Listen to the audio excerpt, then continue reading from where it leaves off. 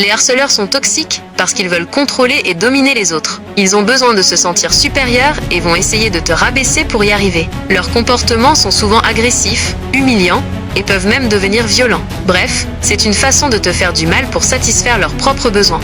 Un cyberharceleur, c'est encore pire qu'un harceleur ordinaire. En plus de tous les problèmes habituels, le harcèlement en ligne te permet de te sentir moins en sécurité, même chez toi. L'anonymat d'Internet donne aux harceleurs un sentiment de toute puissance. Ils peuvent être encore plus méchants et cruels.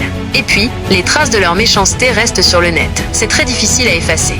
Le cyberharcèlement consiste en des agissements en ligne malveillants commis de façon répétée à l'encontre d'une personne. Que faire en cas de harcèlement en ligne ? Ne pas répondre, en parler à un tiers de confiance, verrouiller vos comptes de réseaux sociaux, déposer plainte. Ça dépend de la gravité des faits et des antécédents de l'accusé. Pour le harcèlement classique, on peut aller jusqu'à 2 ans de prison et 30 000 € d'amende. Pour le cyberharcèlement, c'est un peu plus sévère. On peut aller jusqu'à 3 ans de prison et 45 000 € d'amende.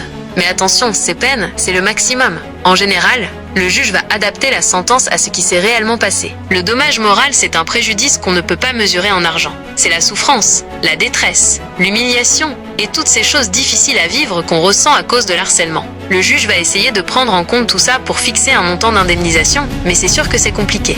Oui, c'est possible que les infractions puissent être cumulées. Par exemple, si quelqu'un te harcèle en ligne et te menace en même temps, il peut être condamné pour harcèlement et menace, et les peines peuvent s'ajouter. Mais ça dépend des faits et de la décision du juge. C'est ça. Le préjudice moral, c'est un peu spécial parce qu'il n'y a pas de formule toute faite pour le calculer. Le juge va devoir se baser sur les circonstances du cas précis pour décider d'un montant d'indemnisation.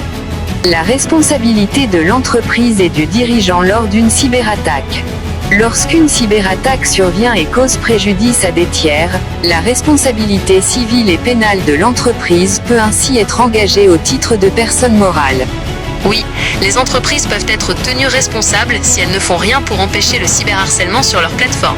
Elles ont une obligation de sécurité et de modération. Si elles ne prennent pas les mesures nécessaires pour protéger leurs utilisateurs, elles peuvent être poursuivies en justice.